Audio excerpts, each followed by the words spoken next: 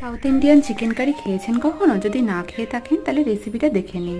প্রথমে চিকেনটাকে লবণ, হলুদ, লেবুর রস মিশিয়ে রাখতে হবে 1 ঘন্টার জন্য। এরপর কড়াইতে সাদা তেল দিয়ে দারুচিনি, এলাচ, লবঙ্গ, শুকনো লঙ্কা, টমেটো, পেঁয়াজ, কাজু দিয়ে হালকা ভেজে একটা স্মুথ পেস্ট বানিয়ে নিতে হবে। এবার কড়াইতে তেল, ঘি, শুকনো লঙ্কা, কারি পাতা, আদা, রসুন, লঙ্কা বাটা দিয়ে নেড়ে চেড়ে রোজকার মশলা যেমন জিরে, ধনে গুঁড়ো দিয়ে নেড়ে চেড়ে রেডি করে রাখা পেস্টটা দিয়ে দিতে হবে। এদিকে আরেকটা কড়াইতে সাদা তেল দিয়ে মিডিয়াম আঁচে চিকেনটাকে 10 মিনিট নাড়িয়ে চাড়িয়ে নিতে হবে।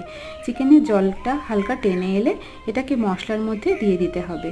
কিছুক্ষণ কষিয়ে নেওয়ার পর দিয়ে দিতে হবে নারকেলের দুধ আর আগে থেকে ভেজে রাখা আলুটা চাইলে স্কিপ করতে পারেন। এটাকে মিডিয়াম আঁচে 10 থেকে 15 মিনিট ফোটানোর পর দিয়ে দিতে হবে লেবুর রস ও চিনি। এবার কারি পাতা দিয়ে সার্ভ করুন মাদ্রাজি চিকেন।